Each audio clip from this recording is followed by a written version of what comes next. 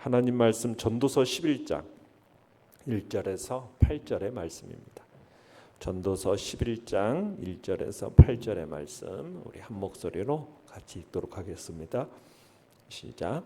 너는 내 떡을 물 위에 던져라. 여러 날 후에 도로 찾으리라. 7에게나 8에게 나누어 줄지어다. 무슨 재앙이 땅에 임할는지 내가 알지 못함이니라. 구름에 비가 가득하면 땅에 쏟아지며 나무가 나무로나 북으로나 쓰러지면 그 쓰러진 곳에 그냥 있으리라. 풍세를 살펴보는 자는 파종하지 못할 것이요 구름만 바라보는 자는 거두지 못하리라. 바람의 길이 어떠함과 아이벤 자의 태에서 뼈가 어떻게 자라는지를 내가 알지 못함 같이 만사를 성취하시는 하나님의 일을 내가 알지 못하느니라. 너는 아침에 씨를 뿌리고 저녁에도 손을 놓지 말라. 이것이 잘 될는지 저것이 잘 될는지 혹 둘이 다 잘 될는지 알지 못함이니라. 빛은 실로 아름다운 것이라. 눈으로 해를 보는 것이 즐거운 일이로다. 사람이 여러 해를 살면 항상 즐거워할지로다. 그러나 캄캄한 날들이 많으리니 그 날들을 생각할지로다. 다가올 일은 다 헛되도다. 아멘. 오늘 말씀의 제목은 최선을 다해 준비하라라는 제목으로 말씀을 나눕니다. 오늘 본문은 불확실한 이 해아래 세상을 살아가는 우리 유한한 인간이 취할 수 있는 최선의 생활의 자세를 이야기합니다. 그것은 구제 등의 어떤 선한 사업에 힘쓸 것, 그리고 인생의 기쁨을 추구할 것을 권면하고 있는데요. 언제 재앙이 닥칠지 알 수 없는 이런 해아래 세상에서 가장 확실한 삶의 자세는 뭐냐? 선한 사업인 구제에 힘쓰는 것이다 라는 이야기를 오늘 본문에서 하고 있습니다. 그러면서 하나님의 섭리를 우리가 온전히 알 수 없기 때문에 해 아래 세상에서 선택 가능한 모든 선한 사업들에 대해서 최선의 노력을 경주할 것을 권면합니다.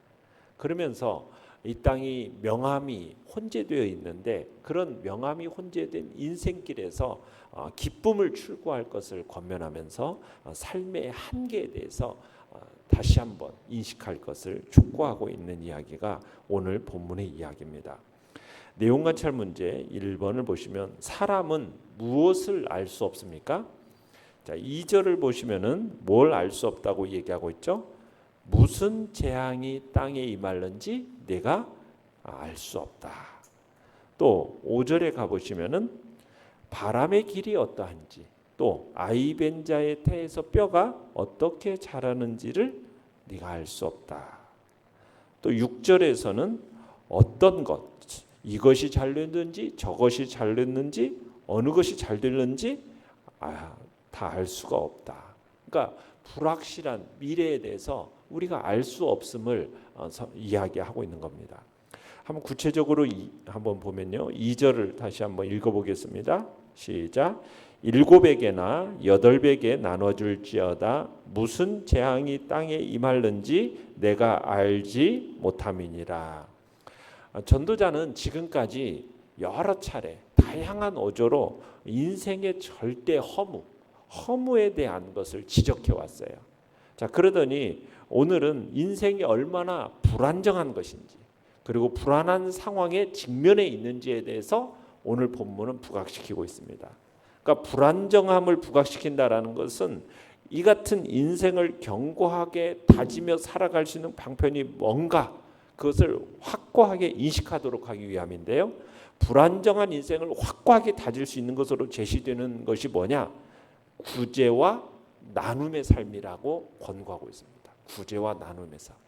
그러니까 불안정한 세상 너머에 계시고 변함도 없으시고 요동함도 없으신 그 해위의 하나님, 그 하나님을 전제로 하면서 바로 불안정한 이 세상에서 확고하게 다질 수 있는 삶, 그건 바로 구제요 나눔의 삶이라는 거예요. 자, 5절 한번 읽어보겠습니다. 5절 시작. 바람의 길이 어떠함과 아이벤자의 태에서 뼈가 어떻게 자라는지를 내가 알지 못함 같이 만사를 성취하시는 하나님의 일을 내가 알지 못하느니라. 자, 여기서 사람이 지닌 한계와 연약함을 드러내면서 얘기하면서요. 6절도 또 한번 읽어보죠. 6절 시작.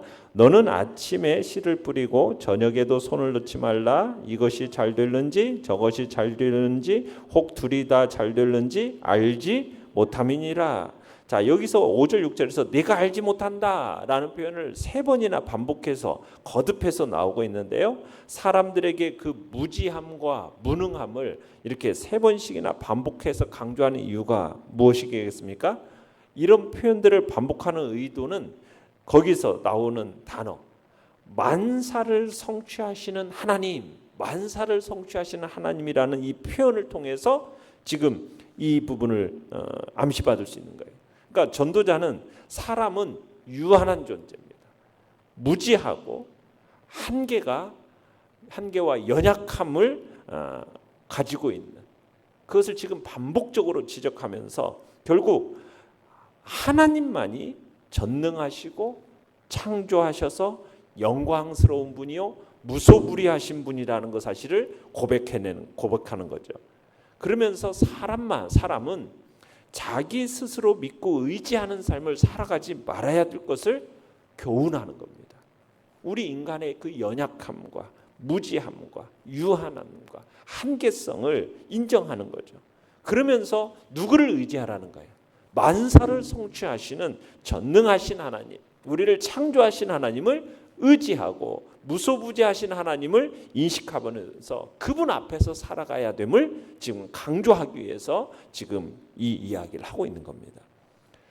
내용과찰 문제 2번입니다. 전도자는 어떤 행동을 명령합니까? 자, 1절을 보시면은 전도자는 뭘 명령했어요? 떡을 물 위에 던져라. 그 다음에 2절에서는 7에게나 8에게 나눠줘라. 그 다음 6절에서는 아침에 씨를 뿌리고 저녁에도 손을 놓지 말아라. 8절에는 살면서 항상 즐거워하거나 캄캄한 날들을 생각하라.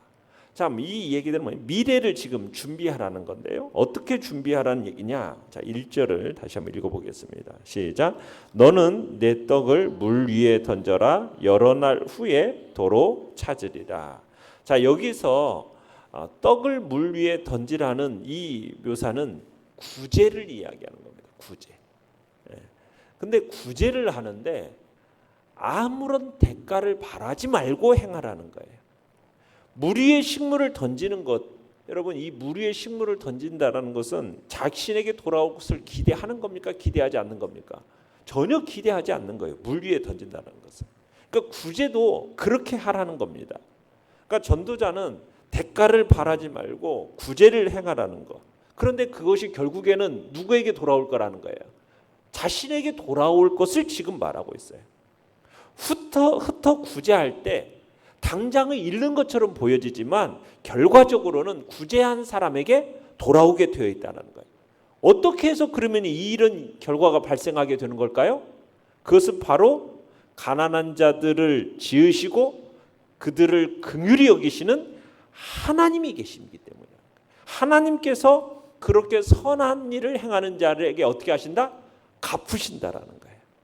그러니까 전도자는 이런 하나님의 선하심, 하나님의 신실하심을 믿고 확신했기 때문에 지금 이 구제에 대해서 어떻게 하라고요? 지금 아무런 대가를 바라지 말고 행하라 명령하는 겁니다. 그러면서 2절을 또 한번 다시 한번 읽어봅니다. 시작.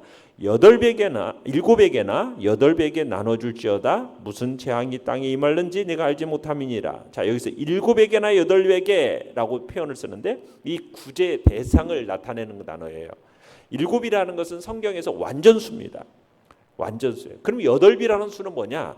이 완전수, 충족을 뛰어넘는, 그래서 최후의 한 사람까지라는, 최후의 한 사람까지. 그러니까 이 본문에 구제하는 대상과 횟수에 대해서 지금 어떤 의미로 얘기하고 있는가요? 제한을 두어서는 안 된다. 마지막 한 명까지 제한을 두지 말 것을 얘기하는 거예요. 자, 그러면서 6절, 너는 아침에 씨를 뿌리고 저녁에도 손을 놓지 말라.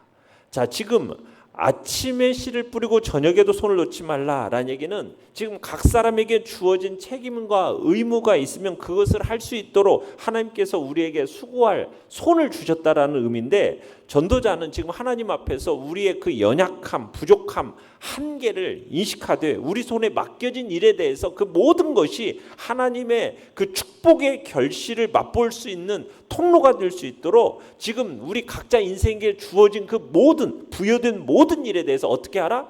최선을 다하라. 최선을 다하라. 아침에도 저녁에도 라는 표현. 게을리하지 말고 중단하지 말고 끊임없이 계속해서 해야 될 것을 이 얘기를 하고 있는 겁니다. 그러면서 8절은요.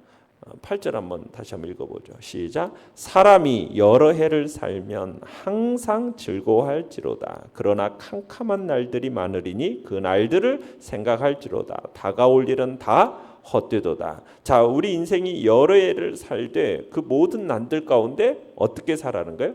즐거워하며 사는데, 그런데 뭘 기억해라? 캄캄한 날들에 대해서는 기억을 해라. 지금 명령을 하고 있어요. 자, 연구와 묵상 문제 3번입니다. 자, 아침 저녁으로 손을 놓지 말아야 하는 이유는 무엇입니까? 왜 아침 저녁으로 손을 놓지 말아야 되느냐? 때와 시를 가리지 말고 부지런히 왜 일해야 하는가? 그것은 사람은 불확실한 미래를 알 수 없기 때문이에요. 우리 인간은 미래를 알 수 없기 때문이에요. 6절에서 아침에 씨를 뿌리고 저녁에도 손을 놓지 마라. 이걸 잘 들는지 저것이 잘 들는지 혹 둘 다 잘 들는지 우리 인간은 알 수 있어요, 없어요? 알지 못한다는 거예요. 그러니까 하나님의 섭리를 우리는 온전히 이해할 수가 없습니다. 알 수 없어요. 그러니까 해 아래 세상에서 선택 가능한 모든 선한 사업들에 대해서 최선의 노력을 경주할 것을 권면하고 있는 거예요. 그러니까 우리 인간은 스스로에 대해서 무지하고 연약하다라는 것, 여러분 이것을 우리는 인정해야 됩니다. 이게 마땅한 삶의 자세예요. 그것에 대해서 지금 농부의 일상을 빗대어서 지금 설명하고 있는 거예요. 그러니까 아침과 저녁이라는 것은 어떻게 보면 하루의 일상을 나타내지만 여기에서 표현하는 건 뭐냐면 우리 인생의 전반을 나타내는 표현. 인생의 전반. 그러니까 사람의 생애가 한나절처럼 덧없이 짧다라는 것을 지금 표현하는 건데, 사람의 일생 동안 게으르지 말고 부지런하게 살아야 될 것을 강조하고 있는 겁니다. 그러니까 사람들 모두가 각각 주어진 인생에 자신에게 부여된 일들이 있는데 그 일들에 대해서 어떻게 하라는 겁니까? 최선을 다하라는 거예요. 게을리하지 말라는 거죠. 그리고 중단하지도 말아라. 우리가 하나님의 그 오묘한 섭리를 다 깨닫지 못하기 때문에 세상 일들에 대해서 우리가 다 이해하지 못하는 그런 제한된 실존적인 존재라는 사실을 인정하면서 살아간다는 거죠. 그러면서 우리가 그런 존재이지만 내가 마땅히 해야 할 바에 대해서는 정확하게 깨닫고 거기에 대해서 충실하게 살아가는 것, 그게 바로 절대자이신 하나님을 인정하는 정직한 삶이고 최선의 삶인 것을 가르치고 있는 것입니다. 우리는 자꾸 뭔가 이것저것 아니고 뭔가를 내가 하나만, 하나님 내가 이걸 가르쳐 주세요, 마치 뭔가 그 하나만 가지고서는 내가 살아가려고 그런 식으로 우리 기독교는 얘기하지 않아요. 전반적으로 내게 주어진 모든 것에 대해서 최선의 삶을 살아가는 것이 하나님께서 우리에게 원하시는 바인 거죠. 느낀 점 4번입니다. 미래의 일을 알지 못하는 인생임을 깨닫고 걱정을 버리고 최선을 다하여 미래를 준비하라는 이 교훈 속에서 무엇을 느낍니까? 자, 우리 인생이라는 것은 실로 이해할 수 없는 일로 가득 차 있어요. 그죠? 불확실합니다. 그리고 인생은 참 덧없다라는 것을 우리는 깨닫게 돼요. 그렇다고 해서 허무적인 어떤 생각을 가지고 회의적인 생각을 가지고 이래도 저래도 인생이라는 거예요, 그런 거 아니겠어 하면서 허무함과 회의적인 생각을 살아가는 것을 성경은 우리에게 그렇게 가르치고 있지 않아요. 세상은 그렇게 살아서는 안 된다라는 거예요. 이 세상을 다스리시고 만유를 통치하시는 하나님, 우리의 머리털 하나하나까지도 빠짐없이 다 계수하시는 하나님, 그 하나님은 정직하고 신실하신 분이라는 사실이에요. 그 하나님은 우리의 어떤 수고와 노력에 대해서도 그분 앞에서 한 것이라면 헛되지 않다는 것. 우리는 이걸 기억하는 것. 허사가 아니에요. 반드시 결실로 맺혀져 있음을 우리는 믿는 겁니다. 그러면서 최선을 다하면서 우리의 미래를 준비하는 삶을 살아가는 거죠. 절대 포기하지 말아야 돼요. 7절을 한번 읽어보겠습니다. 시작. 빛은 실로 아름다운 것이라 눈으로 해를 보는 것이 즐거운 일이로다. 자, 여기서 우리에게 얘기하는 게 뭐예요? 생이라는 것은 아름다운 것이다, 놀라운 것이다, 살만한 것이다. 이걸 지금 문학적으로 표현하고 있는 거예요. 지금 여기에서 나오는 이 빛과 해라는 것은 우리가 4절을 가보시면 4절은 풍세, 바람이라는 것과 구름이라는 단어가 나오는데 이것과 대조적인 표현입니다. 여기서 구름과 바람이라는 것은 어떻게 보면 인생의 질고와 고난, 환난과 풍파를 나타내는 거예요.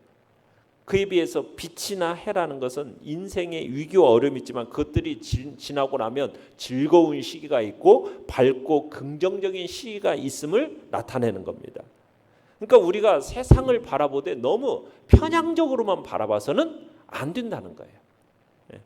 너무 구름과 바람만 바라보면서 아무것도 할 수 없다, 거두지 못한다, 이런 식으로 살아가서는 안 되는 거고, 그렇다고 해서 너무 긍정적으로만 세상을 바라볼 것도 아니라는 거죠. 자, 8절을 읽어보겠습니다. 시작. 사람이 여러 해를 살면 항상 즐거워할지로다. 그러나 캄캄한 날들이 많으리니 그 날들을 생각할지로다. 다가올 일은 다 헛되도다. 자, 이 생에서 즐거움의 나날들을 보내기도 하지만 또 어떤 날도 있다라는 것을 기억하라는 겁니까? 많은 날 동안은 오히려 곤고와 괴로움을 안고 살아갈 거라는 거예요. 그러다 결국에는 죽음으로 끝을 맺는 거죠. 이게 인간의 실존이에요. 그러나 우리는 인생 자체를 한쪽으로 편향적으로만 보지 말고 좀 포괄적인 시각을 가지고 좀 더 보다 정확하게 바라보라는 그런 하나님의 말씀인 거죠. 그래서 이 땅을 살아가면서 우리가 한쪽으로 너무 편향적에 부정적으로만 바라보면서 우리 인생의 허무함과 회의적인 생각을 가지고 그렇게 살지 말고, 그것도 있지만 동일하게 긍정적인 해와 또 빛의 그런 즐거운 날이 있음을 기억하면서 우리가 최선을 다해서 살고 인생의 낙을 누리되, 또 그러면서도 역경의 날, 죽음의 날들이 있음을 우리들이 기억하고 생각할 줄 아는, 그리고 그런 모든 날들이 또 지극히 덧없이 순식간에 지나가게 될 거라는 것을 생각하며 살아가라. 지금 그 얘기를 하는 겁니다.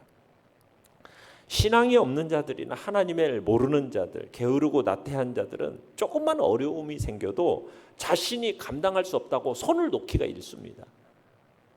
그러면서 좀 더 어떻게 내가 편하게 살까? 어떻게 하면 좀 더 쉽게 살까? 그렇게 살아가는데, 우리 하나님을 아는 우리들, 하나님의 그 거룩하심과 그분의 진실하심을 아는 우리는 언제 어디서든 우리에게 맡겨진 그 모든 시간들 속에서 그 모든 일들을 축복의 기회로 여기고 또 결실의 기회로 우리가 만들어가는 겁니다. 일거수일투족을 하나님이 다 지켜보고 계세요. 그 하나님 앞에서 우리는 부지런함과 성실함으로 그렇게 축복의 삶, 축복의 열매를, 복된 삶을 가꾸어 가는 것이 바로 우리가 이 땅을 살아가는 삶의 자세임을 성경은 우리에게 가르치고 있는 것입니다. 결단과 적용 5번입니다. 나는 잘 되든 못 되든 모든 일을 오직 하나님께 맡기고 최선을 다합니까? 일상생활에서 내가 최선을 다해야 하는 일은 무엇인지 생각해보고 그 일이 하나님께 영광되는 일이 될 수 있도록 기도로 준비합시다. 아멘. 오늘의 기도 같이 읽겠습니다. 시작. 미래를 위해 지금 최선을 다해 지혜롭게 생활할 수 있는 실천력과 용기를 주소서. 아멘. 말씀을 생각하며 기도하시고 연약한 우리의 지체들을 위해서 기도해 주시기 바랍니다. 주님께서 복된 교회를 통해서 이 지역과 하나님의 영광스러움을 거느리는 복된 통로로 쓰임 받고 우리의 다음 세대들이 믿음의 세대들로 세워지도록 위해서도 기도해 주시기 바랍니다. 주여, 우리 세 번 부르짖며 나아갑니다.